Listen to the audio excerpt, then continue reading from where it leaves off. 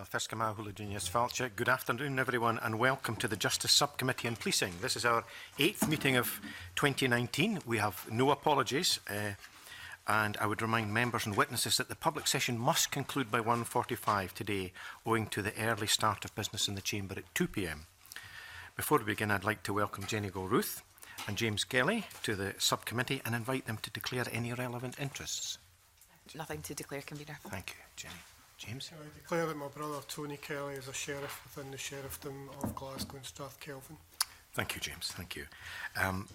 Agenda item 1, that's a decision on taking business in private. It's our first agenda item, which is about the consideration of the work programme. Are we all agreed on that? Thank you very much indeed. Agenda item 2, the police capital budget. And I refer members to paper 1, which is a note by the clerk, and paper 2, which is a private paper. And I welcome the Cabinet Secretary for Justice, Hamza Youssef, and his officials, Gillian Russell, Director of Safer Communities, and Avril Davidson, Head of Finance and Asset Team Policy Division at the Scottish Government. And I invite the Cabinet Secretary to make very brief opening remarks, please, Cabinet Secretary. I will. Thank you, Convener, and apologies for coming in just slightly late. I would like to start by, of course, reiterating my support for policing, particularly in the context of currently unprecedented events. The police service plays a really critical role in keeping our communities safe in these very uncertain times. This government support has been demonstrated through our 2019-20 budget. We provided an additional £42.3 million for policing budget. That's an increase of 3.7% for 2019-20 compared to the previous year. We, of course, also are very proud of the fact that we have increased the capital budget as well as the protection of the revenue budget as well. Capital and reform funding is supporting the transformation set out in the 10-year policing strategy. Again, I'll go into detail, no doubt, in the Q&A of what some of that transformation has managed to achieve. But just recently, of course, I've had the great pleasure of seeing some of the mobile working being taken forward by division in Dundee. In addition to the investment or protection of revenue plus the additional capital funding, I'm also pleased that we also managed to agree a 6.5% pay deal agreed for officers and the pay and reward modernisation programme for police staff as well. There has been much focus on the UK Government's announcement of 20,000 additional police officers, albeit they're simply replacing the same number lost in England and Wales since 2010.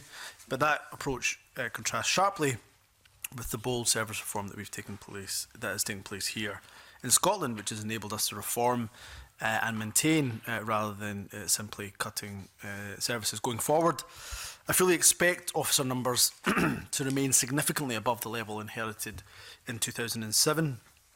I'm clear that any future slowing of police recruitment should be based on demonstrable increases in operational capacity through service transformation, and that this should be rigorously assured and overseen by HMICS. This current spending review is set against the backdrop of social and economic uncertainty created by the UK Government's chaotic approach to the EU exit. As such, we've made £17 million available this year to cover EU exit-related policing costs, and we're in dialogue with SPA and Police Scotland around additional requirements. We're obviously pursuing the UK Government to ensure it meets the full cost of EU exit and to seek the return of over £125 million already unfairly paid to HMRC for police VAT. This coming year, to conclude, Convener, will see the publication of the recommendations of the Independent Infrastructure Commission for Scotland, which will inform the next infrastructure investment plan and capital spending review. I very much welcome the engagement that the SPA has already had with the Commission, which will help ensure we deliver an ambitious and coordinated strategic plan. Of course, looking forward to taking your questions. Thank you for that, Cabinet Secretary. With a considerable number of questions today, it's perhaps unlikely we're going to get through them. So what we'll do is write you and your officials seeking replies to those that we don't get to. First questions are from Liam MacArthur. Convener, good afternoon, Cabinet Secretary. James Gray, the Chief Financial Officer at Police Scotland, currently in an interim role with SPA, told the committee on the 12th of September, and I quote, "We have been clear that it's not sustainable for policing to continue with the current level of capital allocation because each and every year the asset base, the buildings, the vehicles and the ICT equipment deteriorates. That point has been well made to the Cabinet Secretary and to government officials." In light of that briefing from and plea from Police Scotland SPA, Can you confirm that you have approached the Finance Secretary about making a significant increase in the bid for capital funding for the coming year? Can I thank Lee MacArthur for the question. To answer this question directly, he'll be aware, of course, that I don't speak about private conversations with Cabinet colleagues, particularly on budgets. We do those in a private space. But I can confirm that I arranged a meeting with the SPA, with Police Scotland, and myself and the Finance Secretary to discuss budgets, but particularly focused on capital budgets. So both the Finance Secretary and I listened to what James Gray, I think James Gray was at that meeting, if I remember correctly, as well, a number of months ago. So we were there receiving a presentation from Police Scotland, from James Gray directly. So to answer his question directly, we're listening. Last year when I was in front of the subcommittee on this very issue, they were pushing me for an increase in capital then. I said I would listen to that, and of course we increased capital spend by 52%. Now, he'll be aware I obviously won't be able to give you a firm commitment until the spending review, and of course until we see the colour of the money from the UK government when they of course come forward with more detail on that. But again, to answer this question directly, that meeting with the Finance Secretary and conversations with the Finance Secretary have taken place. Aware that despite those meetings and despite the percentage increase in the capital budget he's referred to, there is considerable concern about the historically low levels of capital allocation. Again, James Gray, I think in the same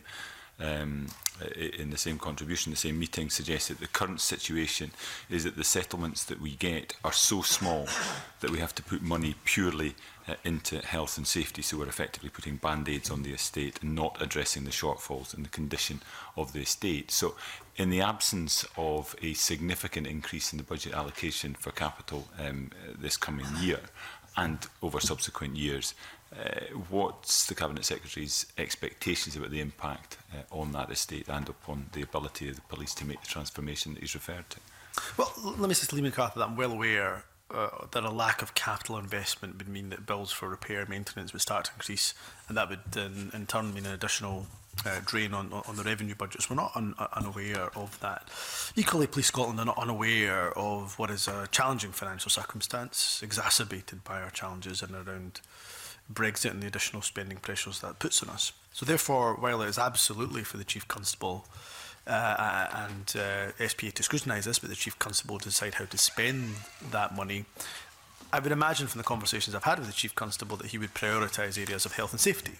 If there are issues that impact on police officers or indeed police staff's welfare, then the expectation would be that those would be the places where that money would go to first.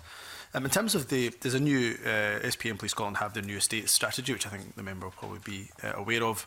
My understanding is that SPA and Police Scotland are currently working up implementation plans, and that will be focused on, for example, co-locating with a range of other public services rather than necessarily just building new estates. I think that will deliver a whole range of benefits on the estate side, indeed, also in relation to partnership working as well. So I don't at all dismiss what James Gray or indeed Police Scotland and SPA say in this regard, but clearly priorities around health and safety should clearly be prioritised.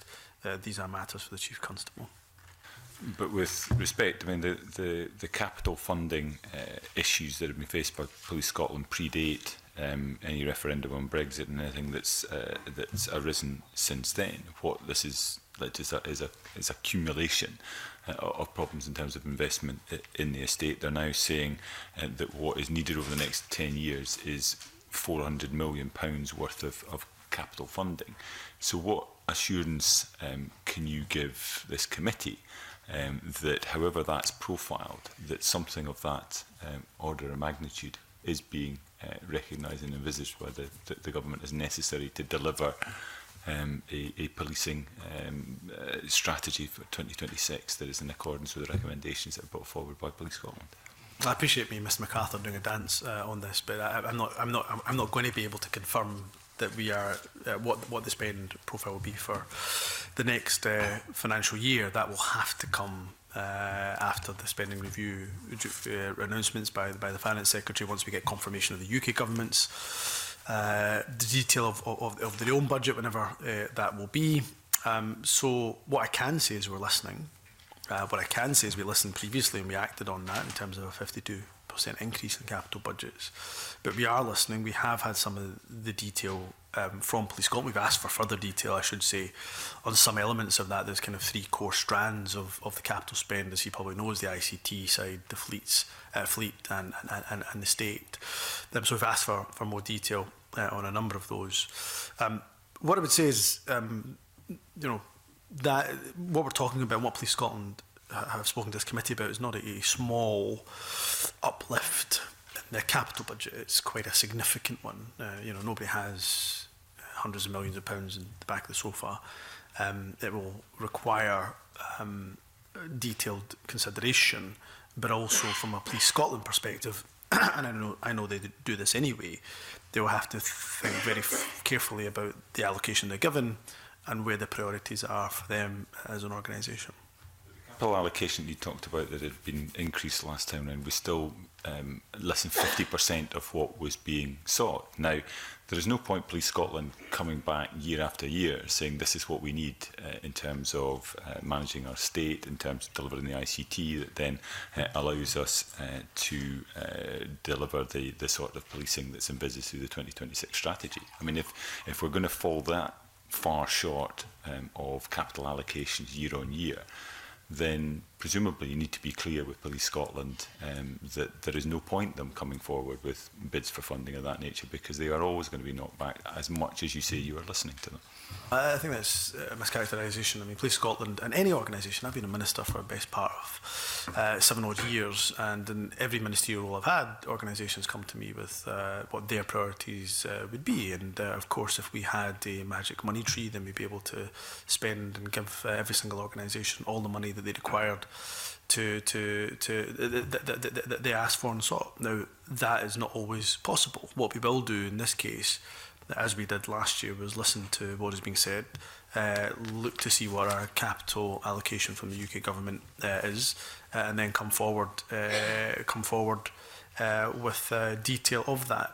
I know from my conversations with SPA and indeed my conversations with Police Scotland, they very much appreciated that meeting with the Finance Secretary. And as I say, I am very open to not just listening to them, but making sure that we give Police Scotland the best settlement that we possibly can in what are still challenging financial circumstances. Through those meetings and through that listening exercise, they're still receiving a capital allocation that, as James Gray has informed us, is allowing them to do little more than address health and safety requirements through the estate. I mean, that cannot be acceptable.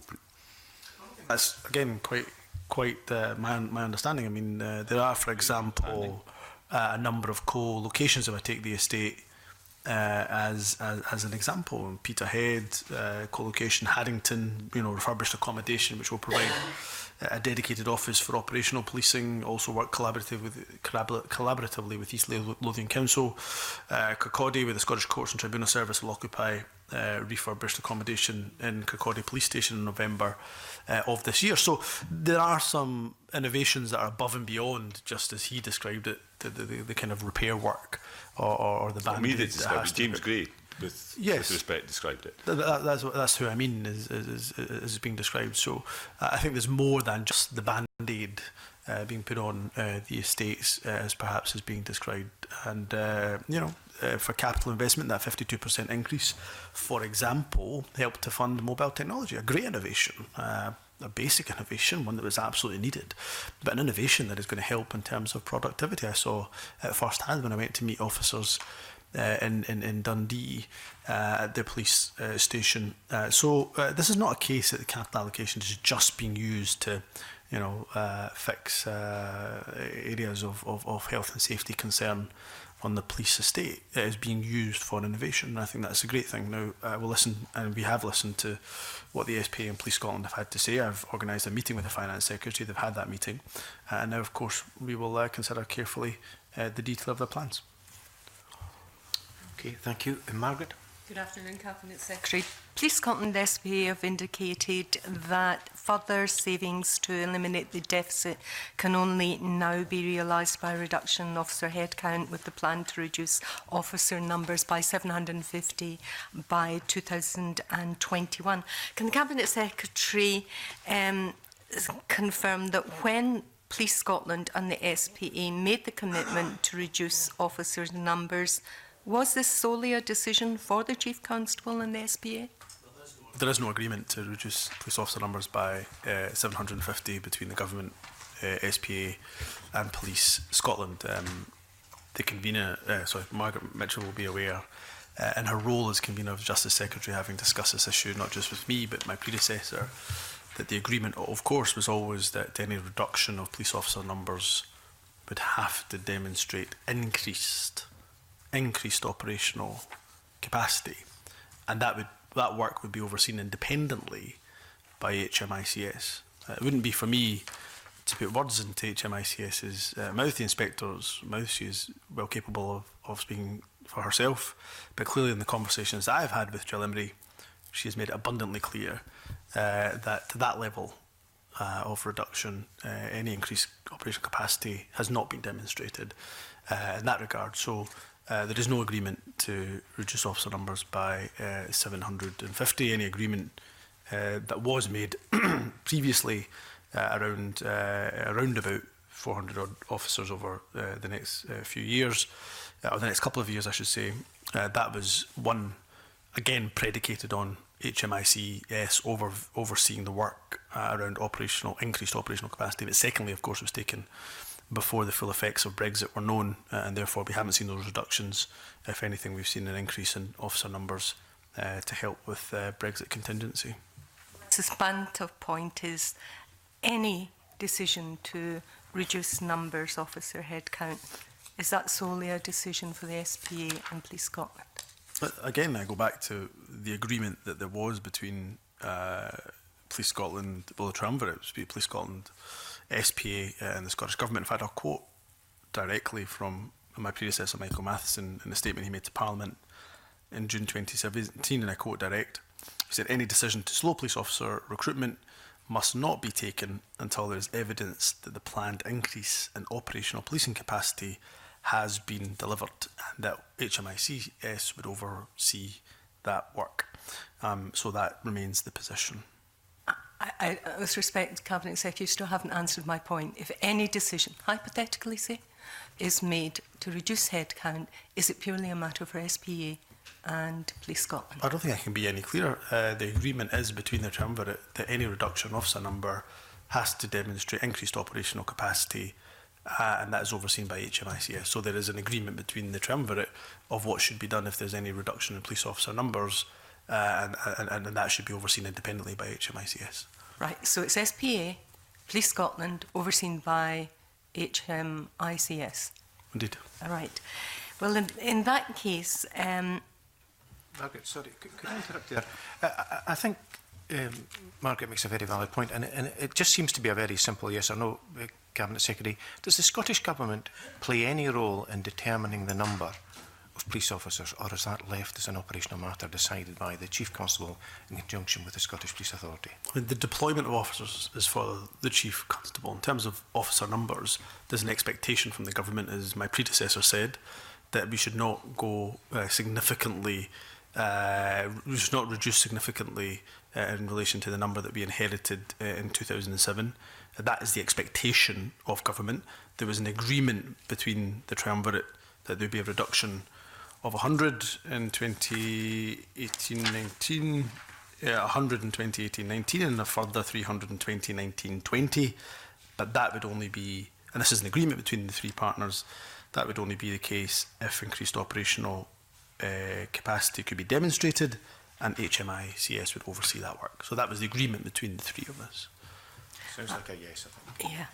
I suppose my real concern is the evaluation of whether increased operational capacity could be, could meet or stand a reduction, or look for an increase, has not involved in any way, shape, or form the unions and both staff associations. And in fact, this is a very worrying concern highlighted in the HMICS recent report. Effective engagement with staff associations and unions in the system of governments is very limited, with little opportunity of engagement directly with SPA board to inform decision making. We're now at the point of looking at the budget, and these staff associations have not been consulted at all. Is this, in your opinion, Cabinet Secretary, a flaw in the three budget process and something that should be rectified immediately? And could he elaborate on what discussions he's had with these bodies? So I meet regularly with the Scottish Police Federation, but also Unite and Unison. In fact, I met Unite and Unison separately in the last few weeks, that meeting, and I met with the Scottish Police Federation, could have only be about a month ago or thereabouts, so I meet with them on a regular basis, and you can imagine that police staff for Unite and Unison and police officer staffing is police officer numbers, are of course matters of regular discussion with the union. So I meet with them on a regular basis. In relation to how often the unions meet with senior Police Scotland or indeed SPA officials and officers, my understanding is they have a very regular engagement from my conversations with them. In terms of any reduction that is agreed, and again I go back to the fact that any reduction in officer numbers must demonstrate increased operational capacity, which is overseen by HMICS, and any proposal beyond 2019 will be subject to a full consultation when the policing strategy is refreshed from 2020 onwards. When and if that is ever the case, then I would fully expect staff unions to be involved in that discussion. I'm therefore at a loss to understand why this key recommendation has come from HMIC, that effective engagement with staff association unions in the system of government is very limited, with very little opportunity for engagement directly by the SPA board. And it backs up evidence we've heard directly from SPF, who say they are simply not consulted. And it seems to me absolutely outrageous and beyond belief that the very people who are at the front line of policing, carrying out the service on a day-to-day, have not had their voice heard. Is that something that's sustainable, Cabinet Secretary? Again, these are questions for the SPA. I've told you my engagement with the unions are regular. In the last few weeks even, I've met with unions to discuss staffing issues, to discuss officer issues on a regular basis, so they have direct access to me as the Cabinet Secretary. I cannot give them any more access than that. They have absolute direct access to me on a regular basis. And my understanding is that the staff associations have also been invited to Police Scotland's Corporate Finance and People's Board, where financial discussions take place as well. So I think that's a recent development, perhaps on the back of that recommendation. But of course, if it comes to SPA's engagement with staff associations and Police Scotland's discussions with staff associations, that would be a matter for both those bodies. But I agree with the member's general point that I would fully expect them to be involved in those discussions. So does it concern you that this has been raised as a key finding by HMIC? Yeah, I mean, I have the greatest respect for Jill Emery in her role as Chief Inspector, and I take everything that she says in terms of recommendations, concerns, or if she flags anything up to me in a letter, I take it with the utmost seriousness. For example, her most recent report into SPA, of course, has prompted a number of actions that will follow up because of that report. So yes, I would have concerns, but also I would take seriously whatever the Chief Inspector has to say. All right. So I take it then recommendation number 6. So we do get an accurate picture, and the budget is therefore predicated on the views coming back from those in best position really to address the policing requirements, that the Scottish Police Authority should implement and will implement effective engagement and feedback mechanism with staff associations and unions as part of a wider stakeholder engagement consultation process. And this will happen immediately, given so many years we've heard this complaint coming forward. And while we had warm words from, if you'll forgive me, various Cabinet Secretaries, then it still remains a huge and unacceptable problem. Forgive me, you're starting to push me towards interfering in the operational side of policing, and you would be the first one, undoubtedly, to drag me over the hot coals if I was interfering in any other way. So I have to be careful here to say that absolutely I agree with the concerns that have been raised around by staff unions, as Margaret Mitchell has articulated. I cannot force the SPA or Police Scotland to take a particular course of action when it comes to their engagement, but my understanding is Police Scotland have invited the staff associations onto various forum which should hopefully address the concern that Margaret Mitchell has. I'm sure Police Scotland will reflect carefully and SPA will reflect carefully on what Margaret Mitchell has said, and I agree with her. My expectation would be that when it comes to this discussion on workforce planning, on demand and productivity, then of course the views of staff unions and the concerns, anxieties of staff unions should be absolutely taken into account. Okay, Thank you. Fulton. Thanks, Convener. Good afternoon, Cabinet Secretary. I suppose my question is an extension of Margaret Mitchell's line of questioning there, and it's about the Police Scotland statement that they've said that there'll be no reduction in the number of chief officers. I'm wondering, Cabinet Secretary, you know, I agree with your analysis of the previous line of question. I do think it was pushing you towards, you know, interfering and without coming across in the same way. I suppose it's just more your expectation. Would that be that it's the entire structure that's looked at in this basis, and that would include chief officers? I appreciate the tone in which the member's asking the question, and I completely understand the reasons he's asking the question.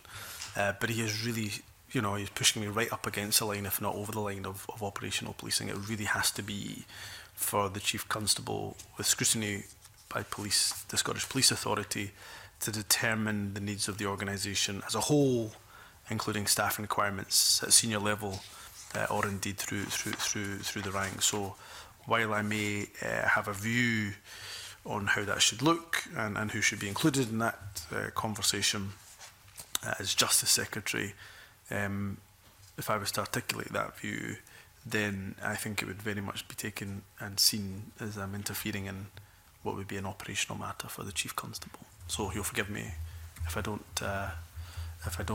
not perhaps more open with my view on that. Okay, thanks. I appreciate the answers from the Cabinet Secretary. There, in relation to this issue, do you think that the impact of the merger to Police Scotland a few years ago has possibly got a role to play in that decision, if that is a decision that's taken in terms of the number of chief officers? Because I know when the merger happened some time ago, there was obviously a reduction at that point.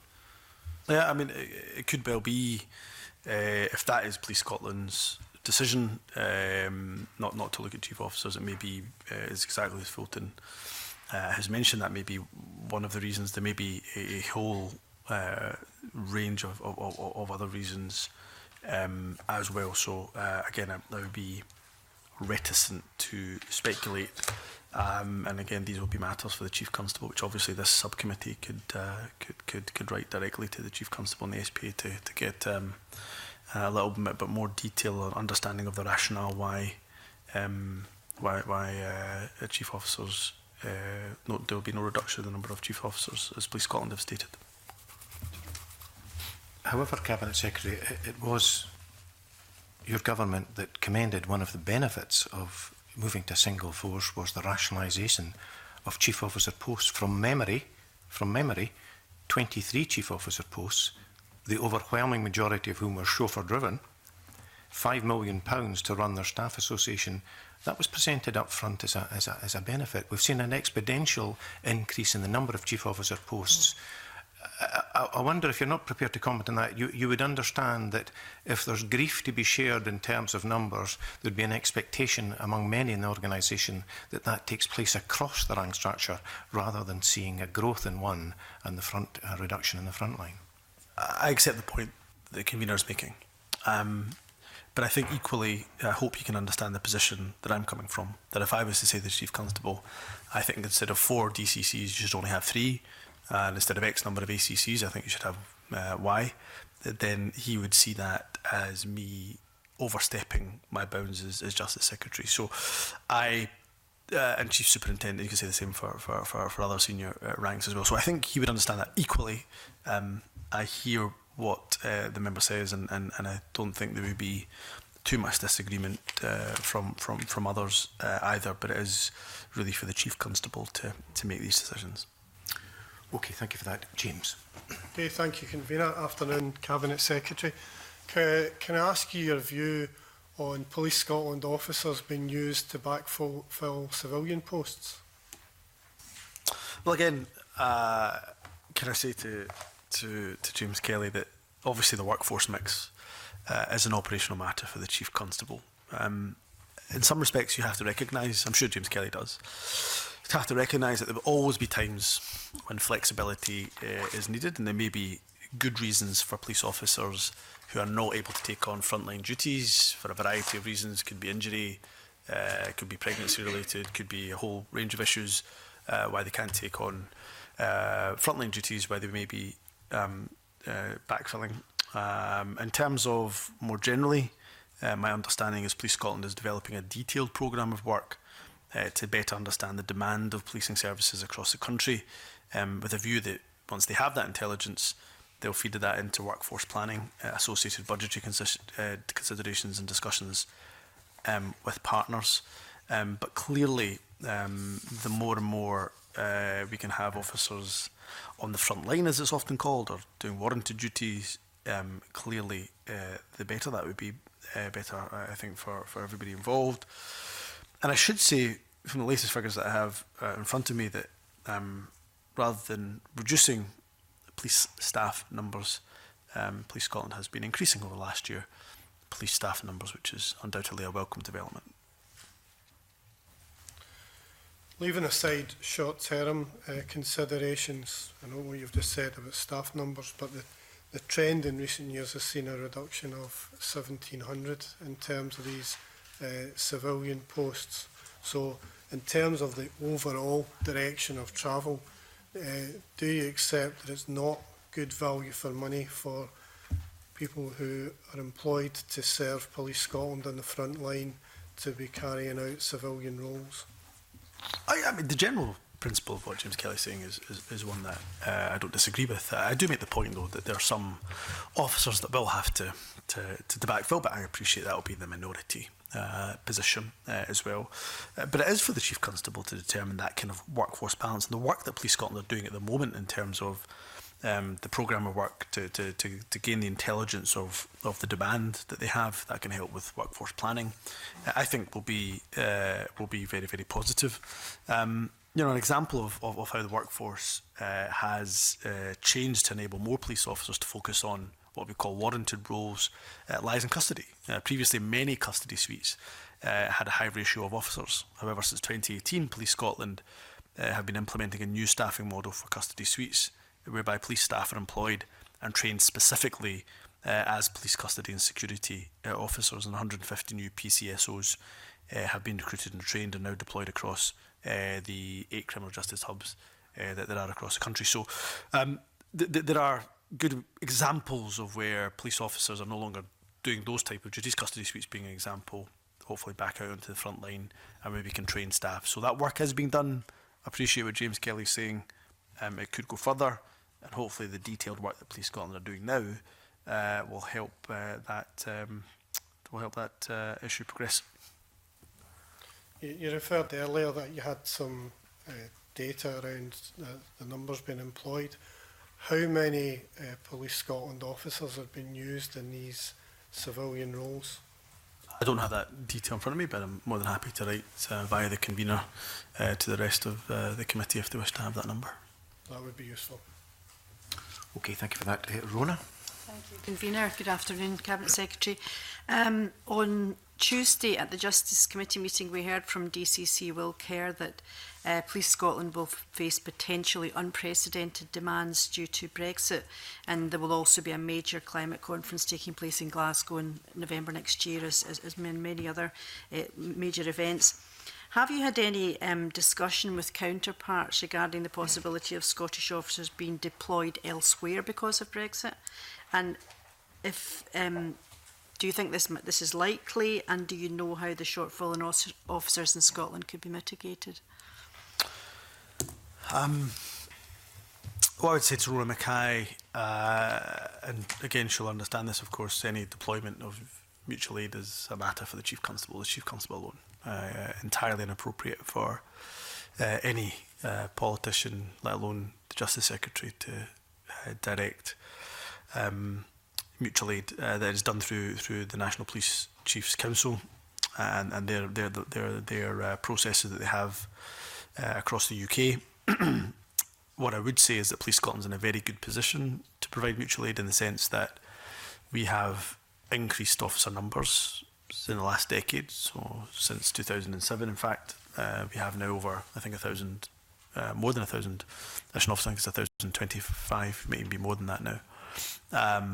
So we're in a positive position in terms of the resilience, the capacity for resilience. That is demonstrably different to the example of forces across England and Wales who've had a 20,000 cut in officer number. So therefore, it would hardly be a surprise that other forces across the UK would look towards Scotland when it came to the resilience, particularly perhaps forces in the southeast towards Dover and important transport links. Possibly, where there's also going to be some heightened tensions in Northern Ireland and so on and so forth. But these will be matters that the Chief Constable would have to decide upon. What I've had an absolute assurance of, and the Chief Constable and I are completely united on this position, that our first and foremost duty of Police Scotland is to keep the people of Scotland safe. And there is a lot of detailed no-deal Brexit planning going ahead on the reasonable worst-case scenario, and potentially concurrent risks as well, because we could be into a winter period, difficult travel, flu, etc., a whole range of concurrent risks that might happen. That first and foremost, the people of Scotland must be kept safe, and then if there is additional capacity, the Chief Constable will make a determination on mutual aid thereafter. And are you, I say confidence, probably not the right word, but if the demand is exponential and more than expected, would you expect the UK government to give you additional funding to either recruit more officers or for operational matters? Yes, I mean, we've been very clear across a range of portfolios right across government, actually, that all of the no-deal Brexit impacts should not fall upon Scotland and the Scottish Government and the Scottish taxpayer to have to pay, but should come from the UK Government. Scottish Government has stepped in to assist where we can. In terms of EU exit-related policing costs, we've stumped up £17 million in this financial year.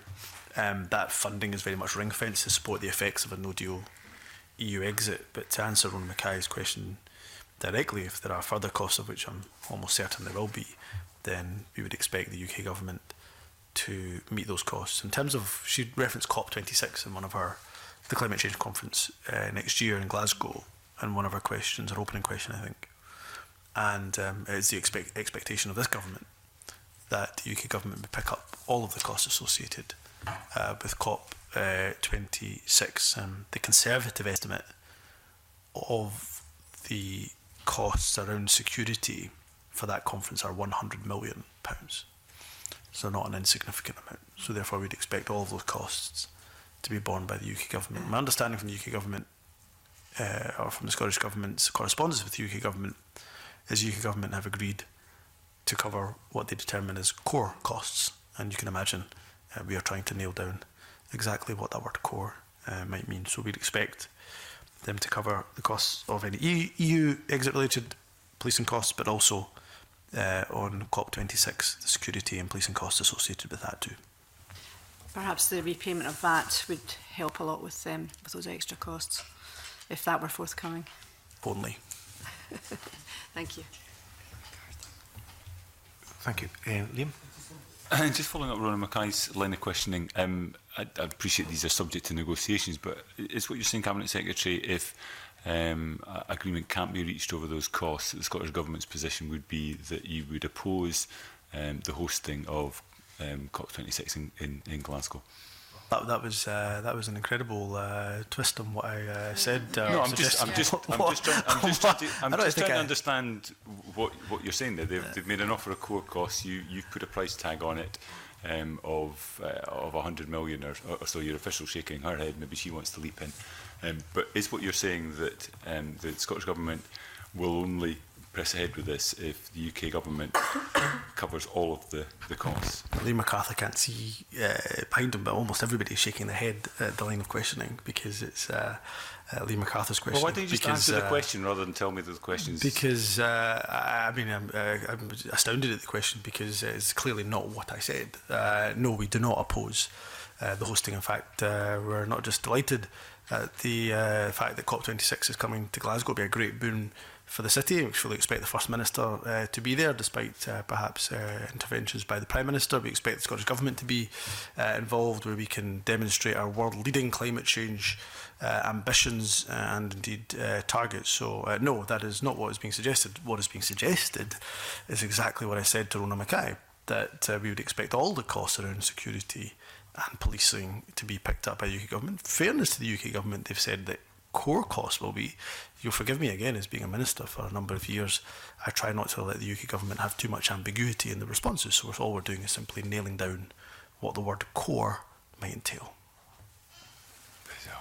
Bizarre. There's nothing bizarre about it. I'm not sure if that's a question, but there's nothing bizarre about it. We're delighted about COP26 coming here, but we just hope that the UK Government will cover what is a really substantial policing bill. I mean, I don't think from Liam MacArthur he's suggesting that Police Scotland should find that £100 million bill themselves. So he would agree that the UK Government should pick up every penny of the security costs. What I'm saying is that there's a discussion. It would be helpful to understand would if member, you would agree. I think we've covered. I think it's long been the case that events have, whether these have been party political conferences, have been the subject of ongoing discussion and debate. I think maybe this isn't the forum to do it in relation to that. Can I ask a question, Cabinet Secretary? You received the Justice Committee's report on the post-legislative scrutiny of the Act bringing Police Scotland into place, and very clearly found that the financial memorandum for the 2012 Act was not robust. That being the case, and is it still appropriate to expect Police Scotland to make efficiency savings based on that document? Look, again, where Police Scotland or the SPA feel that they're unable to make those savings, for example, as you know, Police Scotland do have a deficit. The agreement is the government covers that deficit. We absorb that into our central pressures. The SPA have a deficit reduction plan. I think, based on all the issues around Brexit in particular, it's probably unlikely they'll meet that deficit reduction plan because they've not been able to reduce numbers to the agreed amount. Brexit undoubtedly plays a part in that. Therefore, if they want to revise their deficit reduction plans, revise their financial plans, then they have every right to come to the government to have that conversation, and they will have an open door to me. Okay, thank you very much indeed. Cabinet Secretary, I said at the outset there might have been some questions we haven't reached. We haven't got through all the questions, so we'll convey these in a letter to you and hopefully get your response to them. Can I thank you and your officials for attending, and we're now going to move into private session.